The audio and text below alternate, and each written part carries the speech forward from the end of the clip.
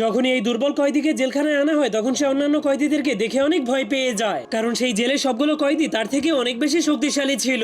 এরপর হঠাৎ করে গার্ডেরা তাকে একটা রুমের মধ্যে বন্দি করে দেয়, কিন্তু তার কিছুক্ষণ পরেই সবগুলো রুমের দরজা অটোমেটিকলি খুলে যায়। এই জন্য যখনই সেই দুর্বল কয়েদি তার মাথাটাকে রুম থেকে বাইরে বের করে তখনই সেই জেলের শয়তান কয়েদিরা তাকে ধরে বলের মতো আছাড় মারতে শুরু করে দেয়। এরপরেই তাদের খাওয়া দাওয়া করার সময় হয়ে যায়, কিন্তু তখনই সেই শয়তান কয়েদিগুলো তার সবগুলো খাবারকে চুরি করে নিয়ে যায়। এই জন্য সে মন খারাপ করে পিছনে ঘুরলেই জেলের সব থেকে শক্তিশালী কয়েদির সঙ্গে ধাক্কা খেয়ে যায়, যার কারণে সেই পালোয়ান অনেক রেগে সবার আগে তার খাবারগুলোকে নিচে রেখে দেয়। এরপর তাকে এক হাত দিয়ে উঁচু করে অনেক দূরে ছুঁড়ে মারে। এই জন্য সেই দুর্বল কয়েদি যখনই উঠার চেষ্টা করে তখনই সেই পালোয়ান তার সামনে চলে আসে, কিন্তু যখনই সে দুর্বল লোকটাকে মারতে যাবে তখনই তার হাতে একটা তেলাপোকা এসে পড়ে। সেই শক্তিশালী পালোয়ান তেলাপোকাদেরকে অনেক ভয় পেত, এই জন্য সে প্রচন্ড ভয় পেয়ে অজ্ঞান হয়ে যায়, যার কারণে বাকি সব কয়েদিরা তাকে দেখার জন্য চলে আসলে সেই দুর্বল কয়েদি তাদেরকে একটা ফাইটিং পোজ দেখিয়ে ভয় দেখিয়ে দেয়। এই জন্য সবাই মনে করে এই দুর্বল লোকটাই সেই শক্তিশালী পালোয়ানকে হারিয়ে